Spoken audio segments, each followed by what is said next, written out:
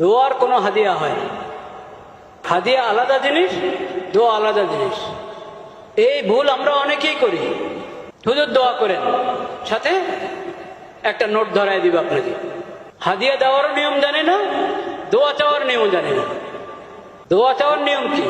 এক নম্বর তো আমি নিজে দোয়া করব, নিজের জন্য নিজে দোয়া করব, নিজের পরিবারের জন্য, সন্তানের জন্য আল্লাহর কাছে নিজে হাত উঠাবো, কান্না করব, দোয়া করব।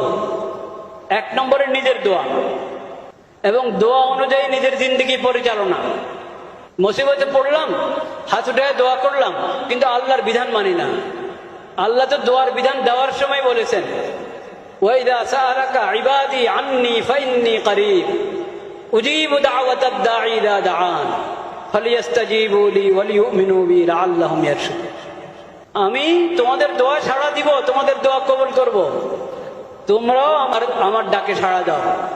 আমি যে তোমাদেরকে বিধান দিয়েছি, ইয়া আইয়ুহাল্লাযীনা আমানু, হে ঈমানদারগণ, হে আমার বান্দারা, এইভাবে আমি কোরআনে তোমাদেরকে ডেকে ডেকে বলেছি না বলিনি? বলেছি। এই আমল করো এবং এই পাপ ছাড়ো, তোমরা আমার ডাকে সাড়া দাও।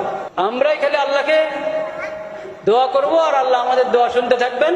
আল্লাহর ডাকে আমাদের সাড়া দিতে হবে না, নাউজুবিল্লাহ। এই একতরফা কারবার চলে না। নিজের দোয়া নিজে করতে হবে এবং আল্লাহর ডাকে সাড়া দিতে হবে।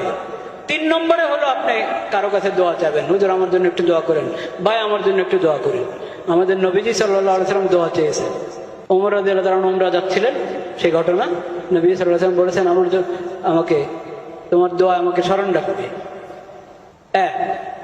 এটা হলো দোয়ার বিষয়। হাদিয়া এটা সম্পূর্ণ আলাদা। হাদিয়া দিবেন, হাদিয়া মোহাব্বতের জন্য ইকরাম হিসাবে দেওয়া হয় একজনকে, মোহাব্বতের দাবিতে। এটা সদকা না।